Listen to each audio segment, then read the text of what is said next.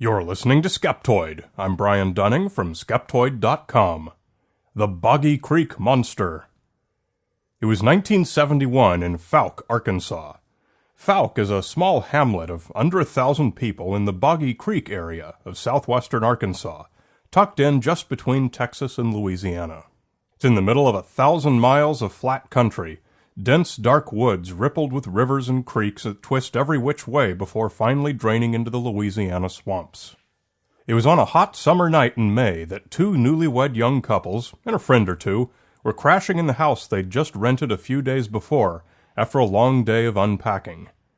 But the mellow evening took a shocking turn for the worse when Elizabeth Ford, 22, thought she'd have a nap on the couch. When it happened. You know that moment when you see something unexpected, but it takes a few seconds for your mind to process what it is?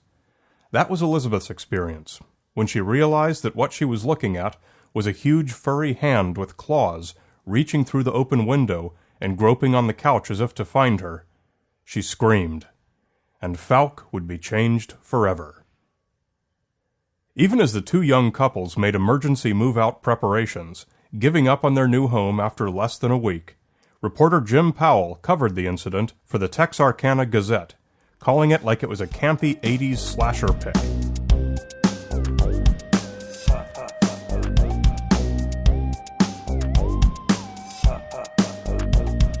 Elizabeth Ford said that she was sleeping in the front room of the frame house when I saw the curtain moving on the front window and a hand sticking through the window.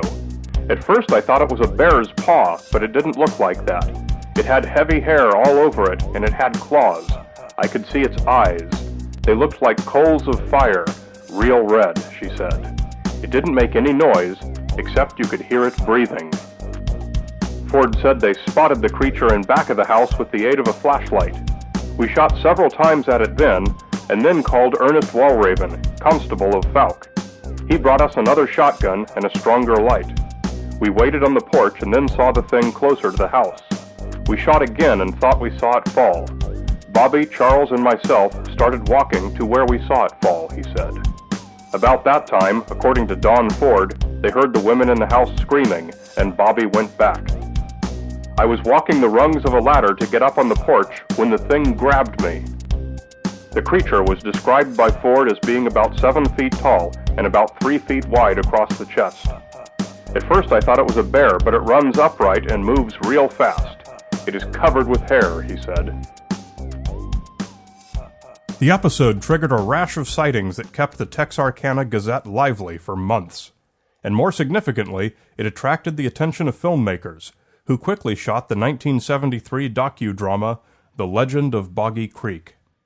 The film dramatized dozens of sightings and featured many Fouke and Boggy Creek residents, telling and reenacting their stories. One of the most fantastic involved a boy named Lynn Crabtree, who encountered the beast while hunting in 1965 and shot at it repeatedly without effect. It's at this point when, during researching such a story, we start to examine the timeline.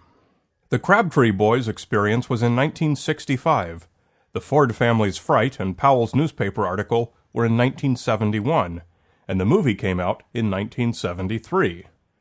But Powell's newspaper article seems to have been the first published, anywhere, that describes a hairy wild man-type monster in the Fouke and Boggy Creek area.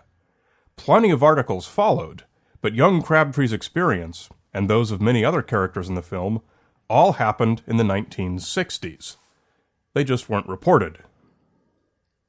So while I was researching this story, a bunch of red flags came jumping out at me. The story bore the signs of having been created by an imaginative author, who in this case would be Charles B. Pierce, the writer and director and overall creator of The Legend of Boggy Creek.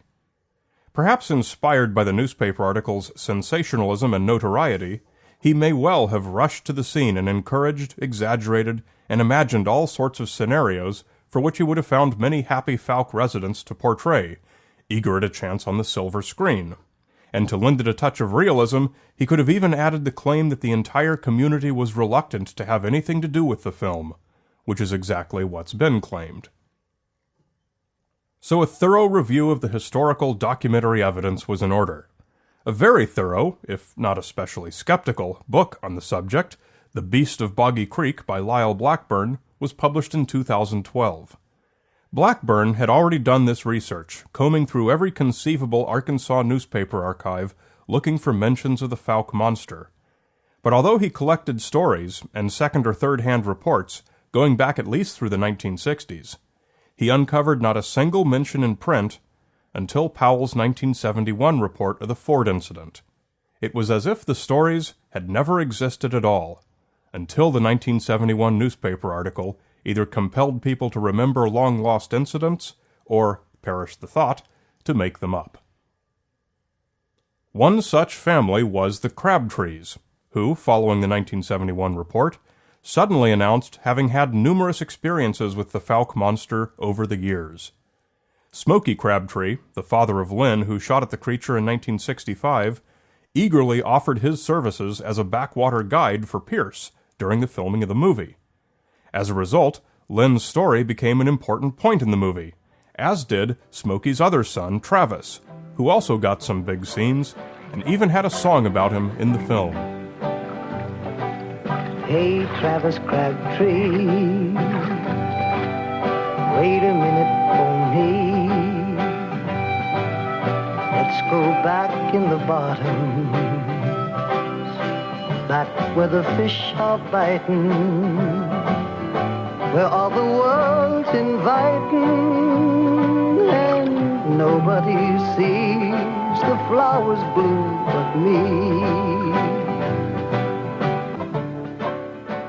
After the movie, Smokey Crabtree self-published a book, Smokey and the Fouke Monster.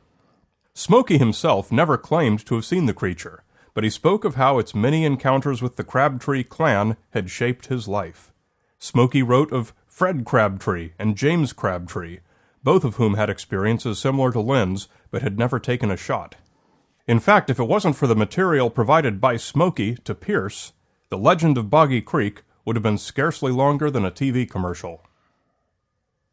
However, when exposed to thorough historical investigation, the Fouke monster does not dissolve completely into family folklore. Blackburn listed many sightings that occurred prior to Powell's 1971 article, but so far as I could find, they were never documented until after the article. Blackburn did manage to dig up at least 2 newspaper reports of hairy man-beasts from the 19th century, but both were located all the way across the state of Arkansas, at least 400 kilometers away. In 1851, the Memphis Inquirer reported a creature spotted by hunters in Greene County. He was of gigantic stature, the body being covered with hair and the head with long locks that fairly enveloped his head and shoulders. 5 years later, in 1856, the Caddo Gazette reported the following beast in the upper Red River region. A stout, athletic man, about 6 foot 4 inches in height, completely covered with hair of a brownish cast, about 4 to 6 inches long.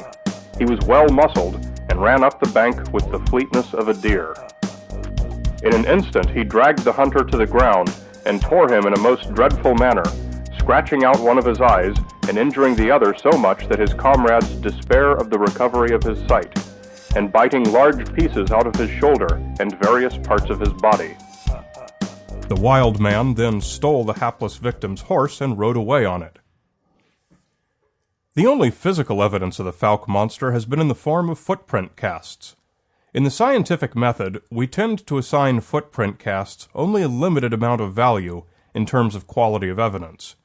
They are indirect evidence of indirect evidence. We rarely have proof of when or where or by whom the casts were made, and we have no way of knowing what caused the impression the cast reflects. But they still have value as anecdotal evidence. If we can ascertain where and when the cast was actually made, and we can make a reasonable determination that the person who made it didn't fake the impression it was of, only then do we have a decent suggestion of a direction for further, more provable research. But the Fouke footprint casts have been a bit improbable anatomically.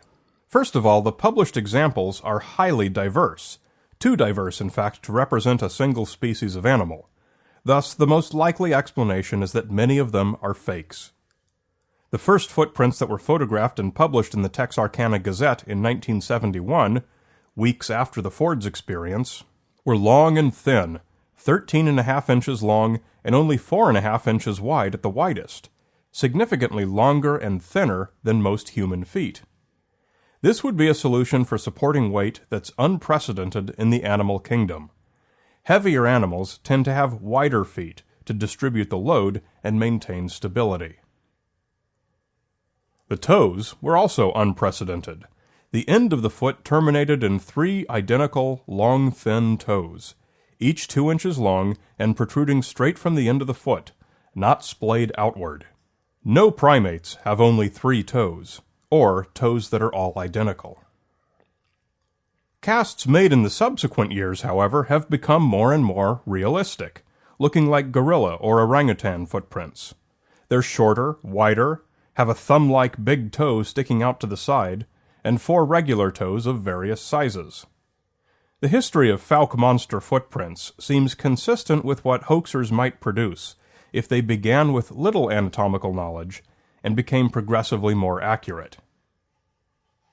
With 3-toed having been established as the theme for Fouke monster feet, more recent examples have been presented that look like ostrich feet. Others have been described with hypothetical drawings showing a more conventional primate foot, but with pairs of toes grouped together almost indistinguishably to look like a 3-toed foot. So in total, every last shred of evidence that the Fouke monster exists at all is anecdotal. Not a single piece is testable. The Fouke monster fits very poorly with the model of a living animal, but fits very well with a local legend. The tale of the hairy wild man is a familiar one in nearly every culture, and the Fouke monster of Boggy Creek fills that role in southwestern Arkansas. It serves us not as mere zoological fact, but as important oral tradition that enriches our culture. So to enjoy the Fouke monster, don't search for footprints. Instead, take a guitar and an old slouch hat, and have a ride in Travis Crabtree's canoe. You're listening to Skeptoid, a listener-supported program. I'm Brian Dunning from Skeptoid.com.